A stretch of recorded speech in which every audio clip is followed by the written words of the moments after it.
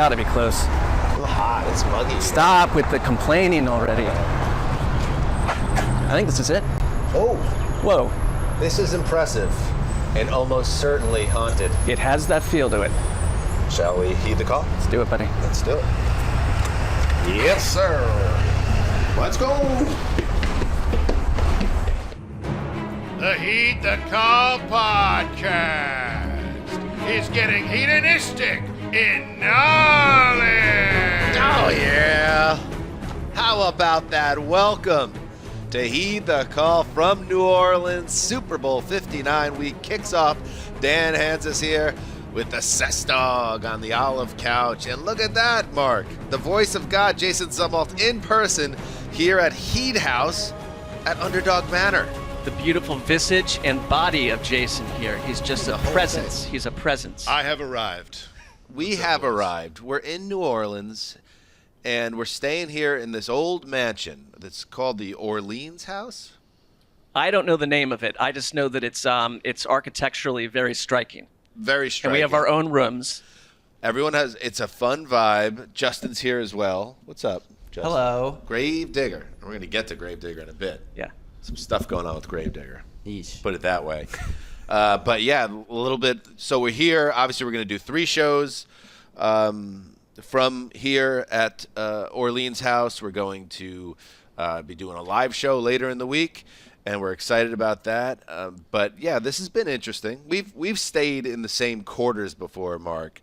Correct. But you know, whenever there's a Airbnb situation, you know, the rooms drama, that's part of it. Let's talk about it. I mean, you know, we've got a great staff here with us as well from Underdog, and so people piled in at different times. We had a 5 a.m. flight out of LA, but when we got here, a couple rooms had been occupied, as they should. James Palmer has a very elegant looking room. room. Palmer, and he's going to be joining us. He's somewhere in the house right now. You knew Palmer was going to take the biggest room. I never actually walked in there. I saw photos of it this morning, and it's like, okay, yeah, you got the biggest and the best room. We understand how this works. Considering this is a house that's over 200 years old, you know, the house is probably haunted. There's a lot of vibes that point in that way.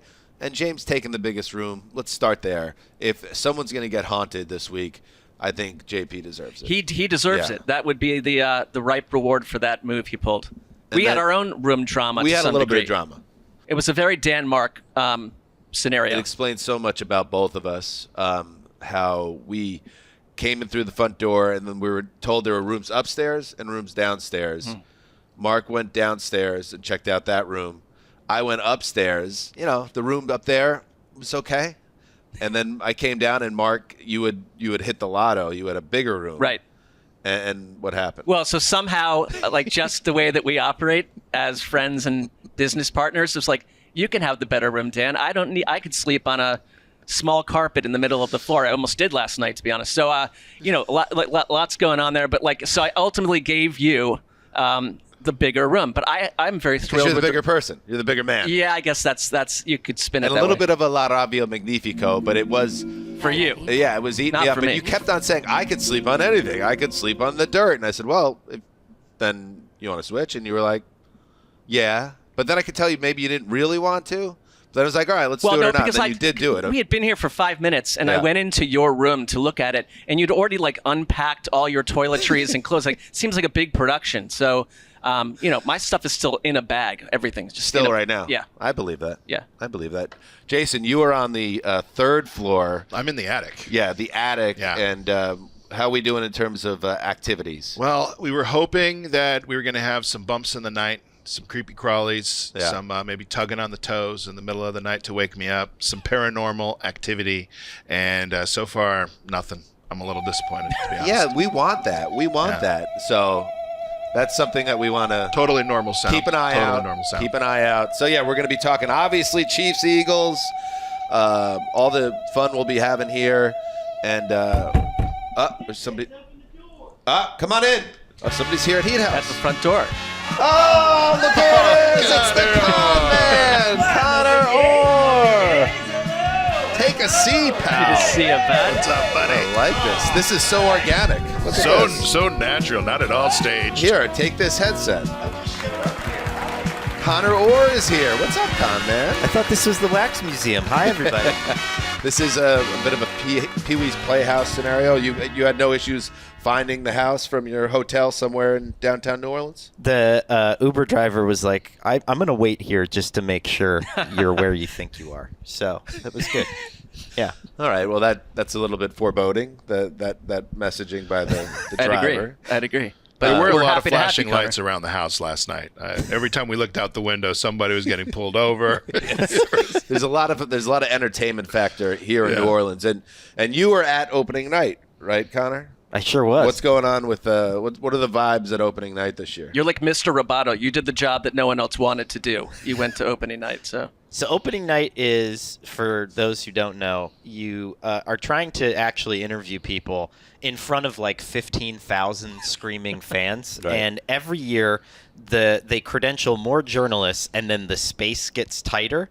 And so this was the first year where I was trying to talk to Vic Fangio and then I turned around to exit and I was physically unable to move. Like I was stuck between Sounds 9 horrific. different ongoing interviews. And so I stood there. I tried to see how many times I could spin around in a circle. That was my. Why is it constructed this way? It feels overly complex, unnecessarily. So they did it for no other reason. Like it's always kind of done in the local basketball arena, but this year they're like, let's put it in the football stadium. Great, but we're not allowed on the football field. So the entire media night was taking place on 2 sidelines, and I had to wait in line to get in front of Jameis Winston, another credentialed reporter. So I felt Total stunner that Jameis Winston would be all over media night.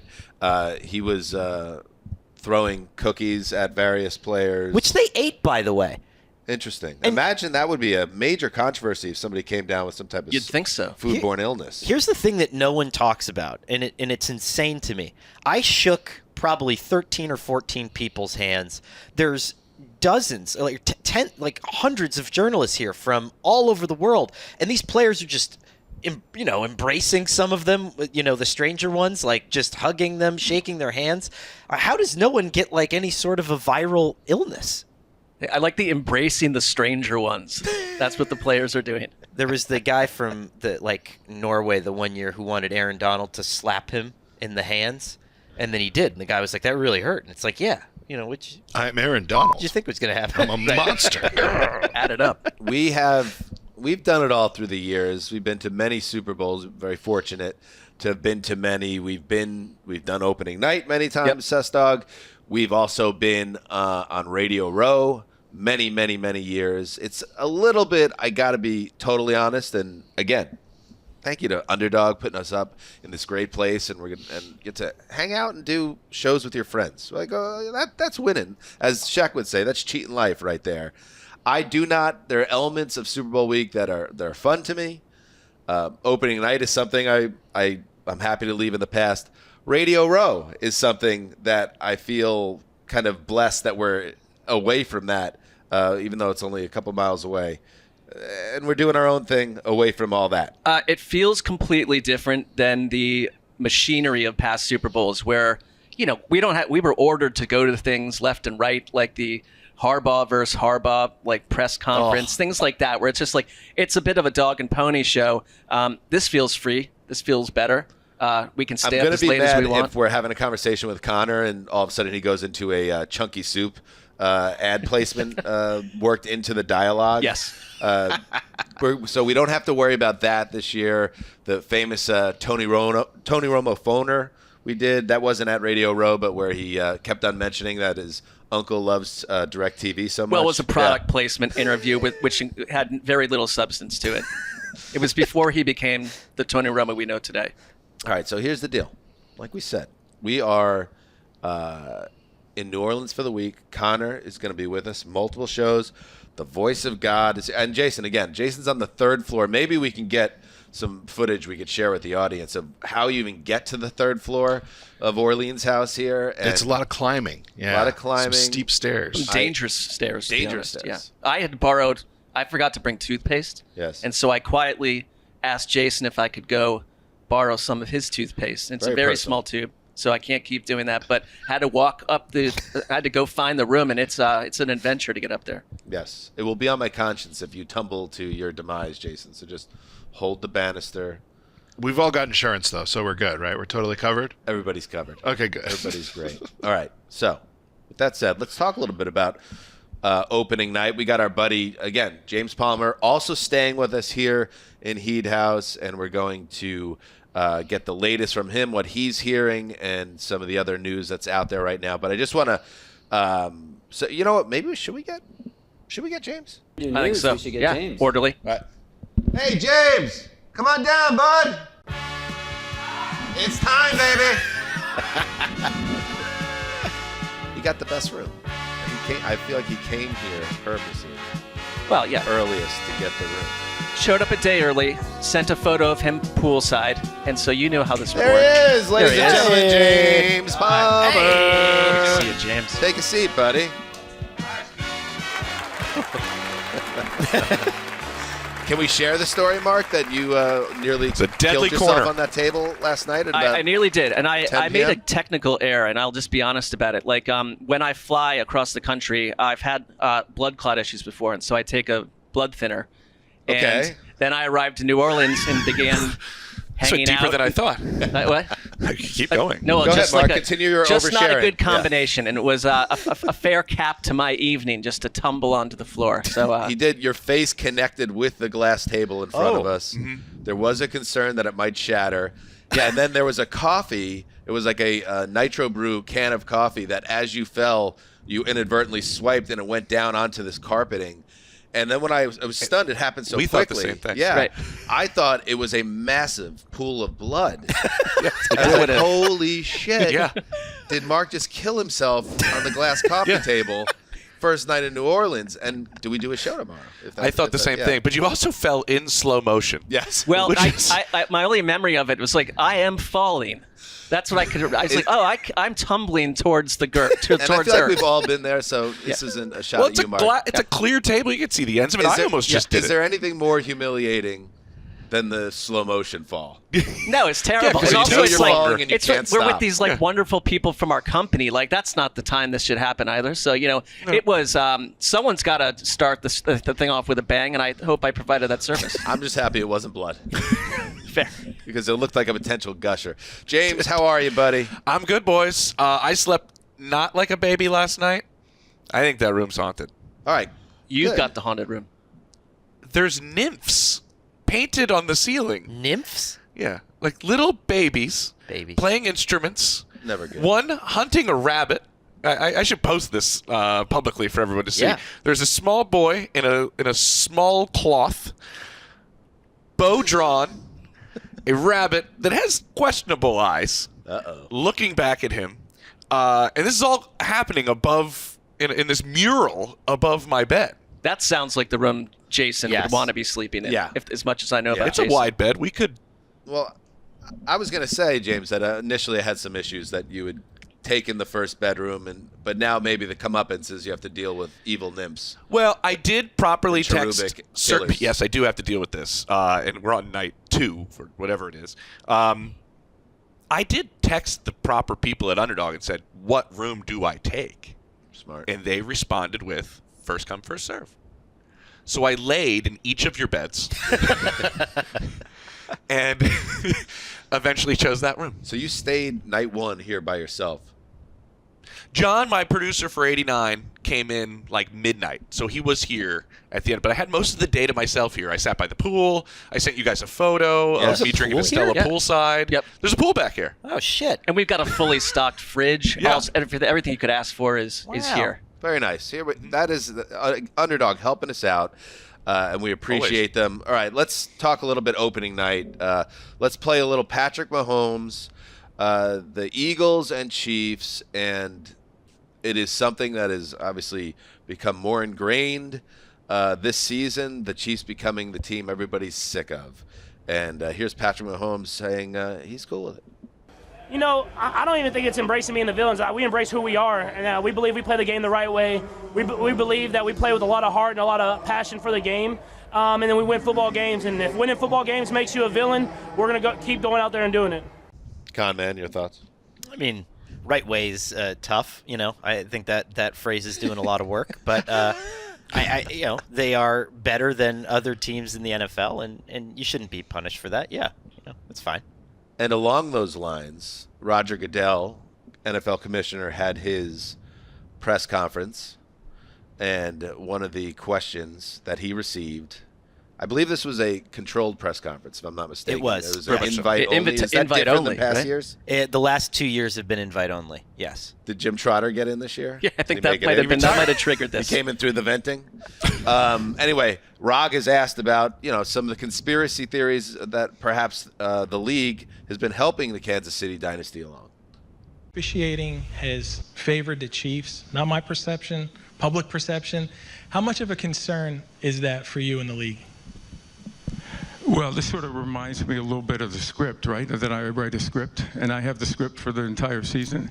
Listen, I think from a lot of Rog. a lot of those theories are things that happen in social media, and they get a new life. As you say, it's not your theory, but it's out there. Nobody wants it to be their theory, and so I understand that. I think it reflects a lot of the fans' passion. And I think it also is a reminder for us how important officiating is. And I think the men and women that officiate in the NFL are outstanding. They have the highest possible standards. That's ridiculous theory for anyone who might take it seriously. But at the end of the day, it's something we always have to continue to work on. How do we make our officiating better? Okay, so obviously he's the commissioner. He's going to say a lot of things. There's a lot of whistling past the graveyard. If you're watching these playoffs, right, you cannot tell me that the officiating has been at a high level. You just can't. And I feel like the NFL does have an officiating issue right now, and it needs to be better. And I don't believe there's a controversy aiding the Chiefs, although we've talked about it in some detail about why would the Chiefs, who are playing all these major games in their building, why the human element could work its way into some of the things that end up favoring Kansas City. But I don't love the commissioner just saying like the officiating is this like beacon of integrity is not the right word, but that there's nothing to worry about here. Doesn't it feel like there's something to work on in this realm? Well, absolutely. And I think it's also just part and parcel of the time we're in, because like Twitter and social media, like these calls and like the human gaffe element of it are just broken down to such a level. Like back when the Cowboys won a Super Bowl with Barry Switzer after Jimmy Johnson, there were issues with officiating then too, but we didn't pound through it and analyze it the way it is. So they're very much under a microscope, and it's human beings. If it was like perfect technological robots, we wouldn't be dealing with this potentially, but human beings make mistakes. I also like, why are refs always seem like they're like 72 years old trying to keep up with like young athletes too? So there was a referee, I'm trying to remember who he was. Steve and I on our show did a breakdown of it like early in the year where he was hauling at, he caught everybody. The pirouette. And then he like danced out of the way when the cutback happened, and I was like, and then I found he was a Division II running back. I still use term Division II. I'll never let it go. Was a running back then and was an outstanding college player. But to your point, those Super Bowls and those games you're watching on your 4x3 standard def television back then, you had no idea what was exactly happening within an inch. The at-home broadcast has become so incredible that you can see every tiny inch of every aspect and every angle. As these games get bigger, guess what happens in bigger games?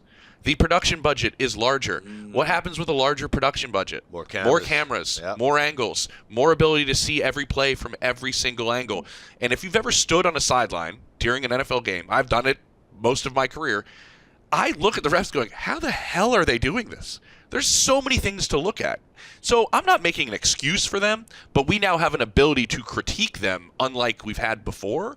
And so if we've increased the technological advances to critique them, why haven't we grown in the other aspect of how we're officiating it and using them in that same manner? Those are all great points, and I wish the commissioner of the NFL told us that. Like, listen, it's not perfect, and we're always working on it.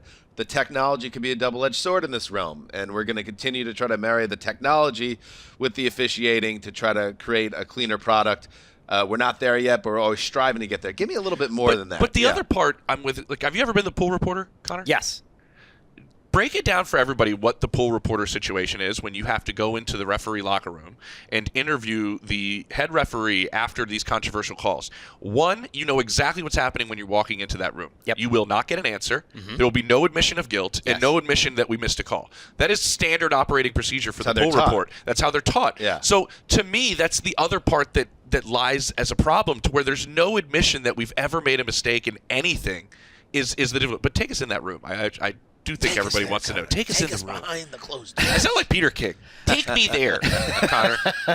There was one, this isn't my own story, but Luke Johnson did it a couple of weeks ago down here in New Orleans, and he asked about a highly controversial call, and the official was just like, yeah, no, it's not, we just didn't see it that way. And then he's just like, okay, well, the whole world saw that you f***ed it up, and the official's just like, that's all we got, thanks, Luke, and then just walks back in. That's essentially how it goes. And then we all get the transcript emailed out to us, being at the game and everything. And you always just kind of know, like, I put it out, you probably put it out. We go, well, here's the pool report transcript, and it doesn't provide anything. Just 1,000 comments from, like, Giants. It actually probably just stirs the pot even further for the social media anger. It just is like, hey, you guys were upset during the game. What'd you hear about this interview? And they just, with the referee, and they just post that. All right, let's pivot, boys, to some news, and we got JP here. What do you got going on, by the way, James, this week? We got stuff, man. Elaborate. Yes. Rabbits and nymphs. So I'm still shook from last night. Steve and I are doing a receiver roundtable at a local watering hole this evening. Oh, well, hello. So Steve Smith and I will be sitting down with, I won't give anything away, but maybe a receiver of past greatness, a receiver of somewhat recent greatness, and maybe a current guy. I don't know. I'm still looking for that receiver walking around New Orleans, because we were supposed to have a pretty kick-ass current receiver, but his schedule changed. But we're going to talk about the evolution of the position, all sorts of jazz like that, and then we're doing news stuff throughout the week, guys. That's why we're sitting here, too. Right? Excellent. And I'm going to be with you guys tomorrow. Yes. We're going to talk a little free agency tomorrow. Ooh, I like that. Because, like, how much game talk can one have in a week? We're going to spin forward a little bit tomorrow. But, yeah, let's get caught up with some news, leading with an item about one of Marc's heroes on the gridiron. Personally, though, and I'll start with you, Myles, like elves in general, do you believe that at some point on this earth, like a mythical creature like an elf actually existed, or does that not sit well with you? Do I believe that? I haven't seen it, so I can't particularly say that I believe too strongly in it. But maybe I just need someone to make me a believer. All right, elves, your take. Yes, a year ago at Radio Row, Marc Sessler asking Myles Garrett about his belief in, or lack thereof, in elves. And I always like the pivot follow-up to Denzel Ward. Yeah, well. And you, sir? Elvis, your take. Well, that was another, I don't know what's going on with these Super Bowl weeks, but I had driven from L.A. to Las Vegas, and I'm convinced I came down with COVID along the way. And so we were at Radio Row, and I could barely speak. I was in a hallucinogenic state. Wait, so you thought you might have had COVID, and you decided to come to set to Connor's do point, shows with us and get well, next because to the it's like players what I drive to the Super Bowl and don't do I didn't know I had it. I just presumed I did. I felt that way.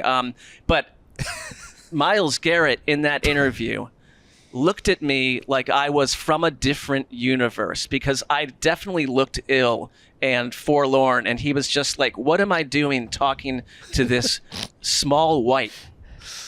Right. So, well, he was a little confused, and I'm just connecting dots that cannot have anything to do with the news that came out on Monday that one of the great defensive players in the history of the Cleveland Browns, Myles Garrett, who had floated at the end of the regular season that he might, be looking for a path out of Cleveland if things don't turn around.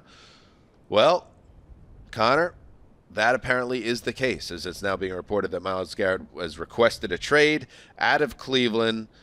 A, do you think that happens? And B, do you think the Browns should do it where they are as an organization right now if the right offer presents itself? My closet theory here is that they are softly facilitating this, and they let it get to the point where Myles is requesting the trade. So they're like, oh no, well, okay, you have to leave because this organization is so desperate. They need cap space, they need draft capital, and they need to do it in a way that doesn't directly tie their hands to all the horrendous mistakes that they made with the Deshaun Watson trade and the wasting of Nick Chubb's prime, the wasting of, all that offensive line prime, the wasting of having the best offensive line coach in the NFL at the time. So by just sort of allowing the product to diminish to the point where other people want to leave on their own volition, at least sort of takes a little bit of the blood off their hands. That's my fault. That's my thought. I think you bullet pointed that perfectly. All those events that have occurred since they won that playoff game over the Steelers, the crumbling of it all. And back then it looked like the Browns, you had a coach of the year, whether or not you think he was, but a competent coaching staff and a couple star players, and you've beaten the Steelers in the playoffs, and everything that's happened since has been disorganized, lacking a plan. And what happens to the Browns is because of what they do and how they run the show. And I think if you're Myles Garrett or you're a player today, you're empowered. Like, you don't have to sit around in these organizations for the fourth rebuild. He's been there. He saw the worst of it. It got better, and it's now, I think, at its worst point because of the cap, because of Deshaun Watson, because of the lack of vision and creativity. When you're in a division with other teams that figure it out, and you never can. So Myles Garrett deserves to finish his career somewhere that can serve him the way he should be served. All right, there's a couple elements at play here. One, let's just make sure, because nobody's said it yet, to my understanding and talking to people there, they do not want to entertain this trade right now, is essentially their stance on this. That goes a little bit against Conor's closeted theory, but does it coincide with it as well, actually? But right now, their stance, if you ask anybody or make any calls there, is that we're not going to entertain this trade. Two, Marc kind of hinted at this, and I talked to a couple of different executives when this happened on Monday, and one of them kind of pointed something out to me that I thought was very interesting, and it was like, Myles is very involved in the Cavs. Myles is very involved in the NBA. Myles and other dominant players in this league are well aware of what's happening in the NBA. And I started going like, oh, this guy this is a great point. So this executive goes, these guys are understanding and seeing firsthand the muscle and the flex of these NBA superstars to demand to really where they want to play and how they want it to go about it. And these NFL players are seeing that, let's see if I can do the same thing. And you compound that, he said, with Myles is 29. He's starting to look at 30, going like, I probably got one more monster contract in me because he's grossly underpaid right now, considering the market and considering what else is out there. And so if he does get traded, there'll be a new contract with that. This is my last opportunity to get that. And also, this is my years of winning are shrinking. That number 30 to these guys is like a huge deal financially and career-wise. And they can argue that I'm going to play forever. Russell Wilson says he's playing 60 more years. When you get towards 30, you start changing your mindset. And that's probably in Myles' thought process as well, going about this. Conor mentioned the cap. They're actually in a worse cap situation if they trade him. The dead money is wild. It's really, really bad. And they're in a bad spot already. Trading him actually puts them in a worse spot. What would alleviate it to some extent is if they traded him after the draft. Right. But how does that help you in the rebuild if the trade and the compensation comes after the draft? So they're kind of in a stuck spot right now. And then to push it forward, the last point is, if of 4 different executives I talked to, I just said, name a team. What do you think the team that almost 3 of the 4 said? Raiders. No. Commanders.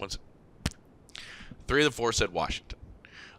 So I think that's interesting. If we want to push it forward, Raiders is definitely another one that some people have kind of hinted at. These are teams with obviously a lot of money.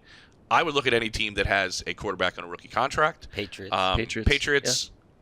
Commanders, Bears. Like, if they don't have the money, but the Falcons would be like an outstanding move for them.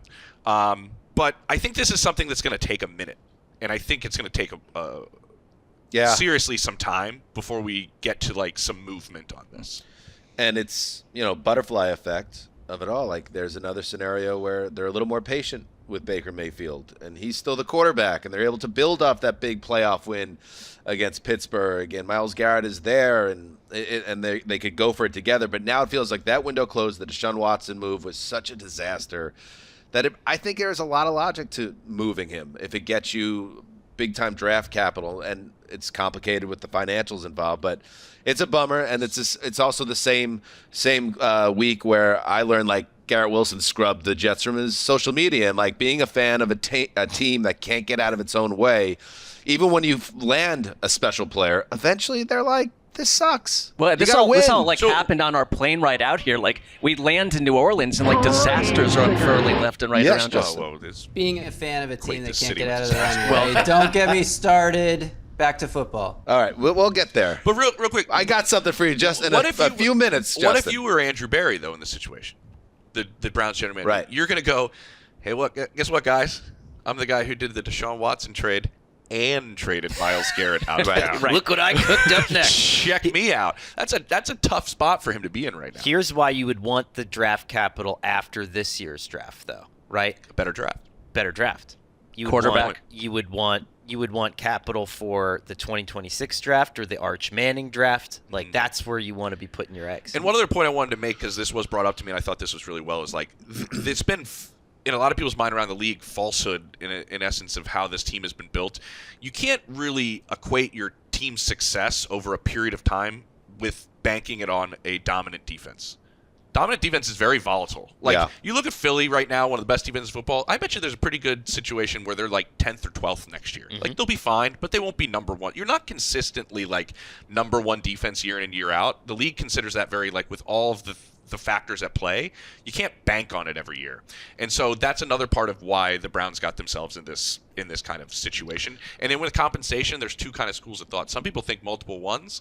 There's plenty of people that are like, I don't think they get multiple ones for him. I think it's a one and stuff. I mean, like, Khalil Mack got multiple ones, but that was a different time. I'm kind of with you. I don't know if that happens. I think the time of that's changed a little bit, but I don't know. The Eagles are like, we'll give up a one for A.J. Brown. Let's go. We'll give up anything to make our team better. Here's another high-profile veteran. In fact, a former Super Bowl MVP, a Triple Crown winner at wide receiver, Cooper Kupp. He got in front of his situation on Twitter saying that the Rams are looking to move on from him immediately. Some of the wording was strange around this. Per Kupp, he is searching for the, quote, right place to continue competing for championships. Okay, so Mark, this is the same Cooper Kupp that once upon a time, I think, James, we were talking about last night, on your birthday. Happy birthday, James Palmer. Wow. Connor didn't know, former co-host of a podcast together. Figured he would have been the first one to text me yesterday, but cards in the mail. Yeah. Can you even find that podcast on the internet? You can find it. Seek it out. Okay. Seek it out. What was the name of it again? You've told me you can't. Or opinion. Access or opinion. James Palmer. We didn't even spell or the right Conor way. Orr. The highest compliment you could possibly... Wait, you didn't spell it with 2 R's? No, we did. Oh, you did? Okay. I was joking. Yeah. I was just wanted to make sure. But that would have been I actually... would have said that's why it didn't work. Missed opportunity. Yeah. If we did just use OR, that would have fit the podcast. All right. The highest compliment one could ever pay to a player is that Super Bowl that we watched at SoFi Stadium when Cooper Kupp and the Rams were down in the final minutes, and that Rams offense was predicated on Cooper Kupp making the plays, and everybody in the building and every coach on the sideline for Cincinnati and every player knew that Matthew Stafford was going to throw to Cooper Kupp, and they still couldn't cover him. They win the Super Bowl. Things have changed. He's a little bit older now. There's been some injuries, 32 years old. Really a disappointing, Mark, end to his 2024 season where he basically exited the game plan, and that scheme in Los Angeles doesn't seem to have room for a two-headed monster on some level, and we could talk about that. But Kupp on the trade block, and we're going to talk about as we tease the Wednesday free agency show, a lot of interesting wide receivers out there, and we'll have the conversation. But Kupp on the move from Los Angeles, a little bit surprising. I don't feel that surprised by it just because what Cooper Kupp has been is a lesser version of him. And also the Rams, like, they don't surprise. I refuse to be surprised by anything the Rams do at this point because they think differently, they operate differently. They have gone through a rapid youth movement on defense especially, but when you've got Puka Nacua, it's like I think they're thinking we're just going to keep getting younger at these positions. I think the second question is, like, is Matthew Stafford on this team next season? That's been floated out there as a we'll see. What are you hearing, James? Well, this has been going on, and the frustration, probably from Kupp's side, has been going on for some time, to my understanding. You alluded to it very quickly, but it's worth elaborating on. Like, this offense is built off of one guy, and it was Kupp for a period of time. And now it's Puka, and Puka gets those downfield looks, and Kupp doesn't get those downfield looks. And then I talked to a defensive coordinator that played them in the second half of the season when I was starting to hear that there was like a little bit of an issue here with Kupp and the way this offense is working. And I just asked, like, when you guys went against them, what did you see when you watched the film back and in your preparation? He was like, a lot of the stuff that Cooper did for the years that he was unbelievably successful with Matthew Stafford was a lot of this, like, these routes that take a minute. He gets rubbed off of a pick, or he kind of can set things up and everything, and they're just not taking the time for those things to happen, to throw him the ball. Like, Stafford's not sitting there and waiting for that route to happen anymore. He's looking to Nakua, and he's moved on in a sense. And so this isn't a surprise by any stretch. And so now I look at landing spots. Like, I think he's viable if you have a really different type of receiver and a different kind of style. Like, I don't know. I think like Sean Payton would do wonders with Cooper Kupp. He's a number 2 at this stage, though, right? Yeah, He's not that's fine. The dude anymore. Yeah, he reminds me a little bit. Put him opposite of Nico Collins, like a Diggs replacement. Yeah, potentially. Yeah. He reminds me a little bit of like Rob Gronkowski, though, when Gronk got out of New England and everyone's like, oh, there's going to be this big market for him. But what made Rob so great was that he was so ingrained in the blocking scheme, and that wears his body down over time. Mm-hmm. And Cooper blocks more than any other wide receiver in the NFL, and had blocked more than any other receiver in the NFL.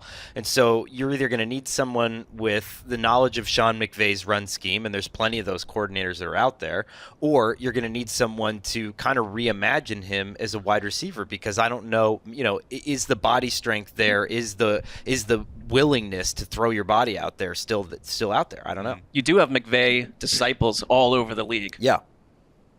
All right. I think he's probably got another year. Checking your email? These are the show. It's the show within the show within the show.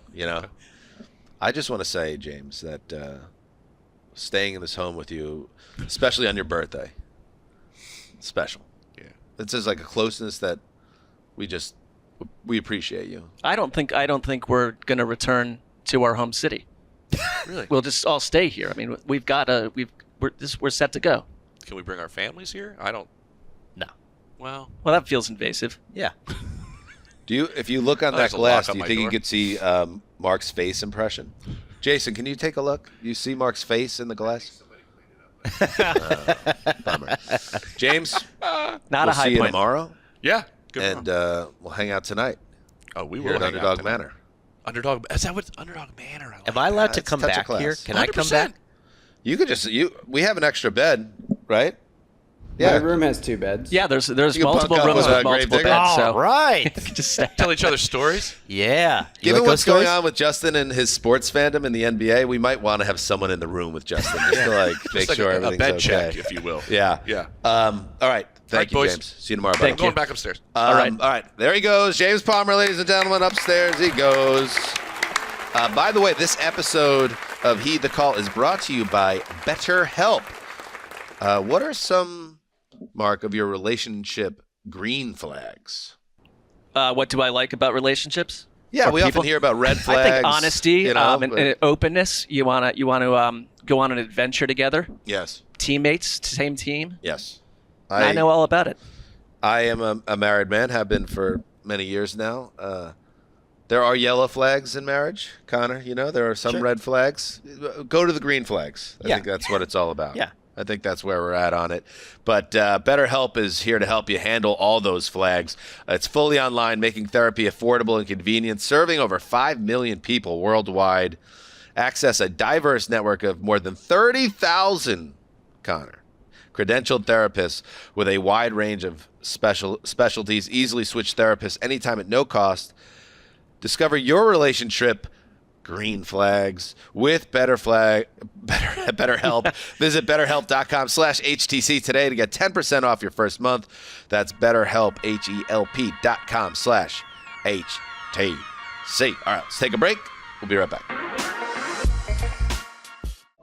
The best app for your big game party is on your phone. That's right, you and all your friends, if you have friends, could be feasting on Underdog. Ride together on stats like passing yards, first touchdowns, interceptions, and so much more. If you or your friends haven't joined Underdog yet, start playing today. Sign up with the code HTC, and new users can receive up to $1,000 in bonus cash, or refer a friend and get $50 in bonus cash for yourself for our U.S. audience only.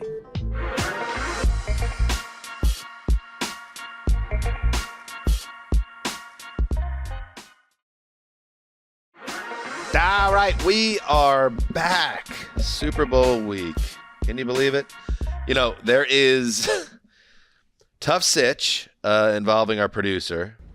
Blockbuster went down. Trade. Some are saying the biggest trade in the history of the NFL in terms of surprise trades. Not NFL. Excuse me, the NBA. Huge trade. One of the biggest trades ever. Your beloved star of the Dallas Mavericks, Luka Doncic. Is that am I saying that right? Luka Doncic. Doncic traded away to the Los Angeles Lakers of all teams, and Justin Marc has been in his feelings. Absolutely, understandably. Almost on a disturbing level. Like you're wondering, it's in Full Metal Jacket when Private Pile it goes too far, and then you just see he's got that stare. I've sensed that from Justin a little bit since the trade of the great Luka to the Lakers. Justin is one of the, I think by nature being a little bit younger than myself, he's got an optimism around sports and he still believes in his teams greatly. He's got the Spinning Titans helmet. He's a huge Dallas Mavericks fan. There's a darkness to him at the moment. It's come through in text. There's a little cynicism. Mm-hmm. He's grown older. That's Yes, how I see it. I think, and while a lot of people are like, okay, how do we spin this? Like, what is the equivalent trade in the NFL? No, I don't care about that. We took it one step further. Here's a little surprise. We actually have Luka on the phone. Luka joining us from Los Angeles. Luka, you there? Yes, hello. How's it going over there at Heed the Call? Thank you for having me. That's very nice. That's pretty good booking right here, Marc. Yeah, it's a big guest for us. That it just sort of speaks to what's ahead. Hey, Luka, we have Justin Graver here, #1 Mavs fan. He's going through it right now. Are you okay, by the way, Justin? This is probably pretty shocking to you that this is happening right now. It's not as shocking as Saturday night, so. Okay. Luka, do you have anything you want to say to Mr. Graver? Yes, but not just to Graver, but to all my fans from Dallas. Some of them are very upset. It's just get a fucking life, bro. Like, get over it. It's sports. It's a mercenary league, Like, these things happen. You have to move on. Yeah, your thoughts on that, Justin? Coming from Luka himself, quite direct. Your thoughts? I think that, I can move on in some ways. I have to move on. I will say, Luka, I'm still going to follow your career. I'm still going to be a massive fan of yours with the Lakers, whether that means I root for Lakers team success, I don't know. TBD. Cue the violins. But thanks for calling, I guess. It means a lot that you would feel like you need to reach out to Mavs fans just to tell me to get a fucking life. And how about Luka? The good news is that I am coming to Los Angeles. You are going to be in Los Angeles, and now we can, both be together in the same city, and you can enjoy me as I play the game. Yes. All right. Well, we should probably jump in there, Luka. This is kind of breaking news on the show, but Justin and his lovely fiance are moving to Dallas, moving back to Texas in a couple of weeks. What? So continue to. What the f*** does this? Who goes from LA to Dallas? Obviously, you go from Dallas to LA. What?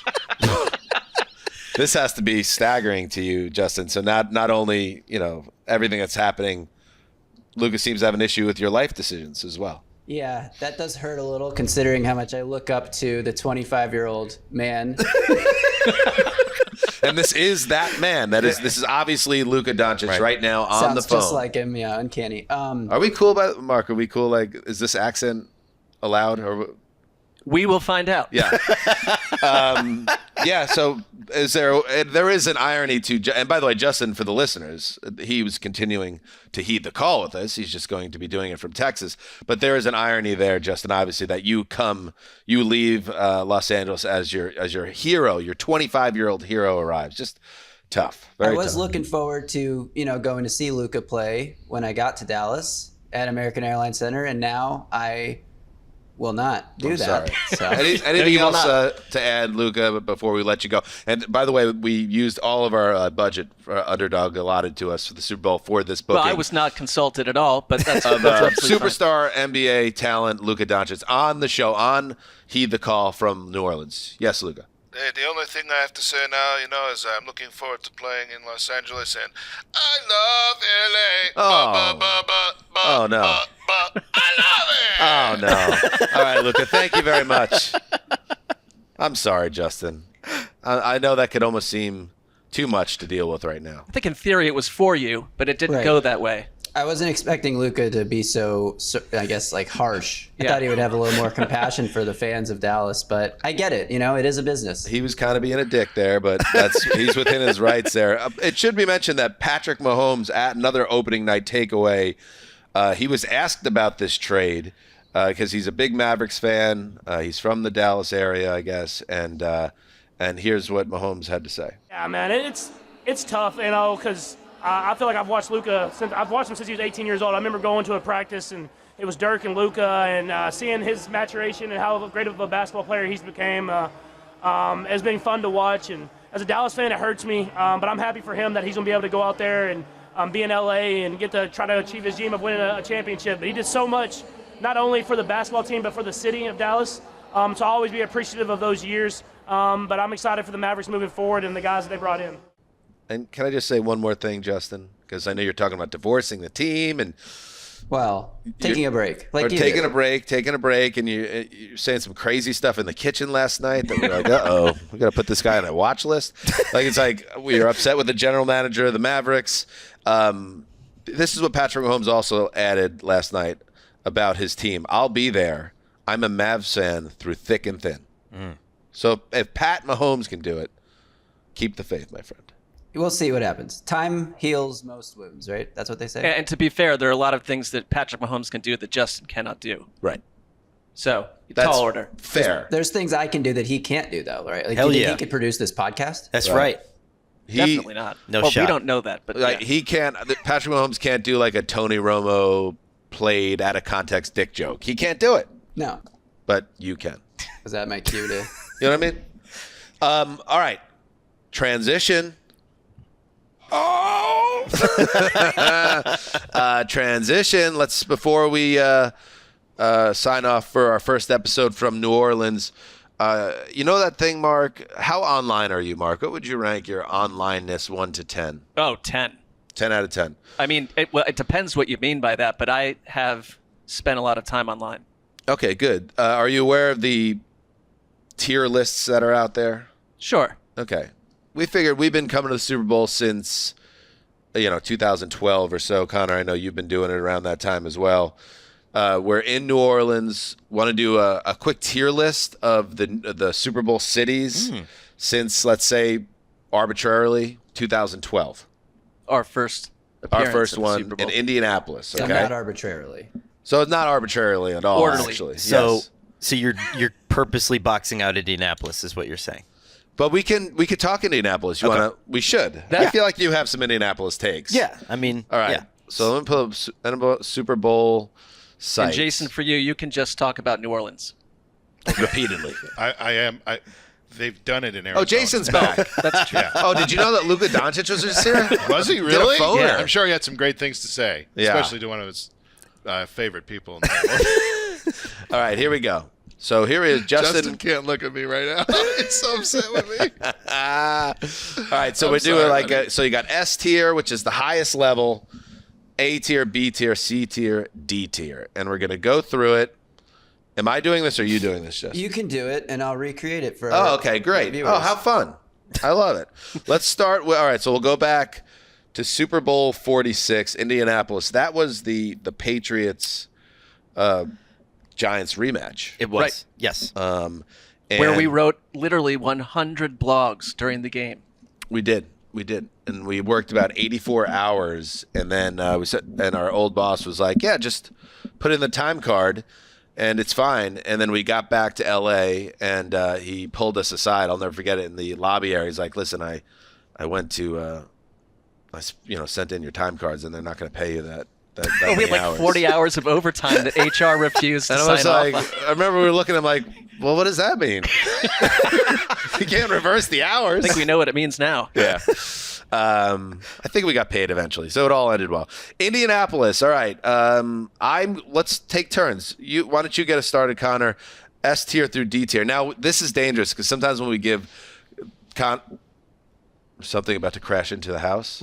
Okay. It was like a Ryder truck that sounded like it was about to barrel into the front window. Yeah. We're safe.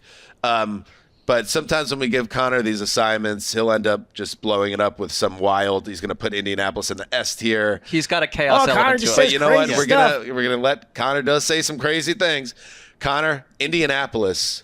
What tier do you want to put him in here? Why can't I put them in the S tier? Like, why can't I put them in the top tier? Well, you have to make the case. Okay. Make the case. All right. What do we want in a Super Bowl city? We want a drivable downtown that doesn't gridlock. We want beautiful suburbs full of top-tier restaurants. Some chefs that even appeared on Beat Bobby Flay. A chef at an Indianapolis restaurant during the Super Bowl was so happy to have us there that he drove me home instead of making me get a cab in Indianapolis. That's service. We have a top-tier cigar bar.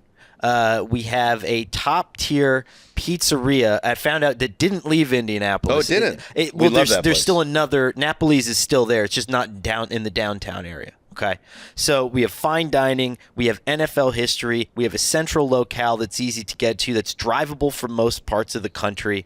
It doesn't gridlock. I don't see what the... You mentioned the gridlock. Yeah. Well, and just the connective nature of walking. You can go through half of the city in a tunnel. Right. They said that about Minnesota, by the way, and I didn't bring a coat, and that was bullshit. You can't get through half of Minnesota in a tunnel. It's not true. They got very fortunate with the weather. They did. Been at Indianapolis in February where it's been the coldest I've ever been in my life.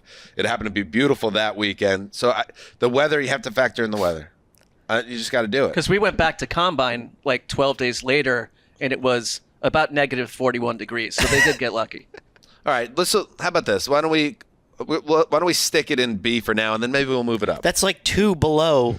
I know. It just came in really hot. Okay. New Orleans, which was the next year, and now we're back in New Orleans for the first time. I tend to think this is the best Super Bowl city. I think it's got everything you could ask for, and the energy of it all. It lines up with Mardi Gras also. Right. I feel like this is an S-tier city. Connor, you disagree? What do you mean? Like Mardi Gras is going to happen while we're down here? Well, no, but just like that energy. Okay, so then New York lines up with the Yankees championship parade. Like, it's not going to happen during the Super Bowl, but it happens at the same time. I mean, this is literally the city where they couldn't fix the lights, and it went out in the middle of the damn Super Bowl. Beat? Yeah, so... The city itself, though, because I think part of it is it is part of your human experience at these things. And like the first New Orleans Super Bowl, we had the greatest time, I think, because of what the city offers, the music, everything, the restaurants. So I'm putting that up in that. That's my number one. We got to go S tier on that one, Connor. I mean, I disagree. Connor's going to make his own list. I went to a restaurant yesterday, and they didn't have unsweetened iced tea. I couldn't have an unsweet tea. The tragedy of it all. The lady was like, you got to try all gator balls. And I was like, this is just, it's fried slop. Like, what's the treat here? You know what? This is why we need you here for these takes. Oh, God, says crazy stuff. All right. The New York, New Jersey Super Bowl. This is the Broncos, Seahawks one. That was a disaster. Yeah. Greatest city in the world, but maybe not built first of all, for the again, event. it's not just to make it about. I was stuck down in Jersey City. Or someplace like that. It felt like deep Russia, and taking a 97-minute, $180 cab rides to do our podcast up in Manhattan. Yeah. But also, it's like that. I'll say nothing. The NFL experience on the weekend. I brought my brother, and like you're trying to. There was a frozen crowd where no one could walk for an hour because of just crowd control and issues. It was a mess. You need a Super Bowl city has to have some an order to it, and it's got to be condensed to the point where things are connected, like we were saying with Indianapolis. New York, New Jersey was the opposite of that. And then to top it off, the other part of this is I factor in the stadiums as well. MetLife Stadium sucks. Yes. MetLife Stadium does It is suck. a sardine can in the middle of a swamp. D tier for New York City, Super Bowl host, okay? Correct. Phoenix. Let's roll through these because we got to get Conor out of here. He's a busy man. Can I say that I think Yes. Phoenix, I would put it in A. Is A the highest? S is the highest. S is so the highest. second tier, but like I thought they did. Now the field had some issues last time around, but like I thought they did a really nice job. We've been there twice, and they don't get in their own way. Like Yes. it's been a clean Super Bowl week, and I've enjoyed it. And the weather's good, so checking some boxes. You don't have to say this just because I'm here. Oh, Zumwalt's here too. You know what I Yeah. mean? Should we put him in A? Really not. Yeah. I mean, I think it's an S tier because, again, it's S tier. Okay, You go know ahead. what it is, Can I too? push back on that before you say? I've only been to 3 Super Bowls, so my experience is much more limited. This is my third. But Phoenix, the thing I did not like is that you're in Phoenix, but the game is in Glendale. So you have to take a 45-minute bus Got to ding to it the for that. stadium. Got to ding it. And as someone, Minor ding. when we did our podcast there, now this probably doesn't apply to most people, but we did our podcast there in the stadium. By the time we're done recording, the buses are gone. So we're wandering around the parking lot with thousands of fans trying to get an Uber or a Lyft back to the hotel. It was a nightmare. It was a nightmare scenario. So contact the Chamber of Commerce. That has nothing to do with the city of Phoenix. Sure it does, because the stadium is 50 miles He's mad from about Luca. Phoenix. And the Luca phone call was very traumatic, I imagine. Yeah. Phoenix We did has not know that great would happen. surrounding. I There's think hiking. the week leading up was great, but Sunday. So I'm saying not S tier. It's got to come down a tier. So for banging Phoenix for Sunday, then New Orleans, the stadium malfunctioned and caused an hour delay in the goddamn Super Bowl. It was and swung kinda a cool, game, though, and and we're still memorable. saying that that's okay. Like, we have to check ourselves here a little bit. I mean, he's got I'm just passion. mad because you're not letting me up the order of this. It's like, that's kind of what's upsetting. San Francisco. Now here's another one. I got to ding San Francisco for the same thing. You got to take Super that. Bowl was awful. You got to take the bus an hour north. That was a mess. I was a little bit. Yeah, there were elements of the city that perhaps didn't feel right for the environment. It felt like because now San Francisco's largely talked about being in sort of disrepair, and that felt like the first time I'd been there where you could sense that, and there was a strange element in the air, and it wasn't classic old San Francisco. So I'm not yearning to, and it was like a wind factor of like, remember how windy it was? Yeah, I think, and it's back there next year, by the way. Well, why don't we? Well, we love it then. Want to do C tier? Yeah. Is that Connor? Is that? Yeah, that's fine. All right, Houston. I just feel like I don't have any thoughts on Houston as a city in general. Like, I just feel like it's a very nondescript place full of anonymous people and, a football team I don't care about. Buddy. You're gonna get some pushback for that comment. Lower on my list though. Name like 5 famous people from Houston. Like, or what? Craig what, Biggio. Craig Biggio's not from Houston. No, I know. What is like Houston? What does NASA. Houston do? NASA? Yeah. I thought That's not a NASA person. was in Cape Canaveral. Houston, we've got a problem. Oh, right. Thank you, Oh, I Jason. got- that's all I got. Big oil and gas industry. Oh, great. Yeah, sure. Why It's am I on very, board with very that? humid down there. I'm just naming things about Houston. All right, we'll Moving drop it in he's C- moving to Texas. All right, so. Minneapolis. 52 was at Minneapolis. We spent the whole time at TGI Fridays. the only place we went to was every night TGI Fridays inside our hotel. That sounds fucking awesome. Yeah, we were staying next to the Mall of America. It wasn't What's even number 2? technically. A, please. You want Minneapolis in the A tier? Because Minneapolis is one of the best restaurants in the country. Pizzeria Lola. It was one of the best meals I've ever had in my life. Okay, let's put it in B tier, okay? You know what I'm just going to say about this, though? Yeah.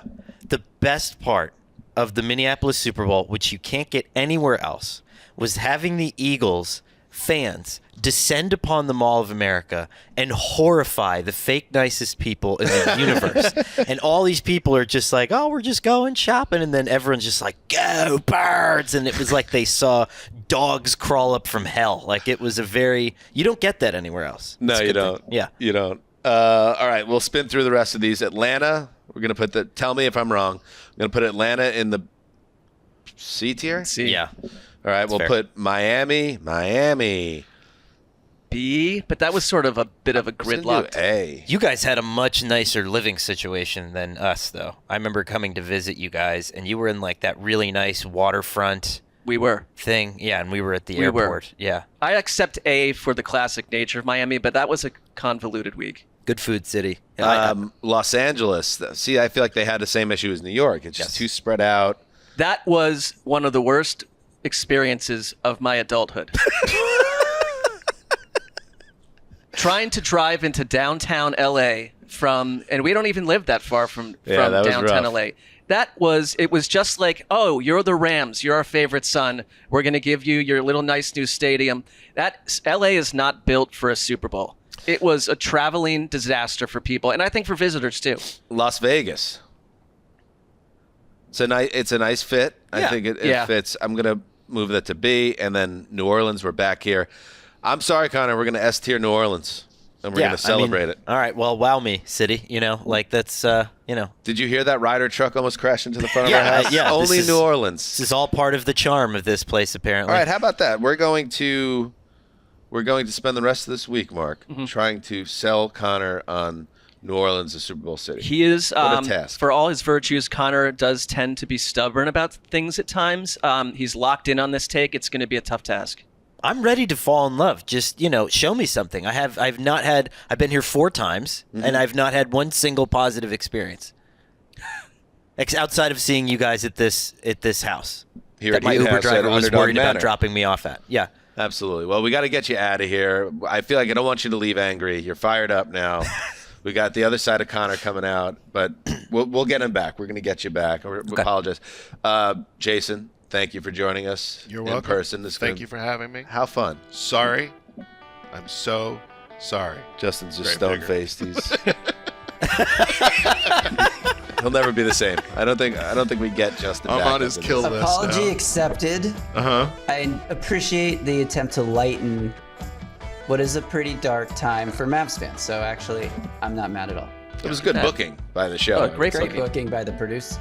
Yeah, well, we did you a solid there. We didn't want to involve you with that. We'll be back on Wednesday with another show, Thursday with another show, and then, of course, we'll be back in LA to cover Super Bowl 59. Thank you to everybody for watching and listening, and until next time, heed the call.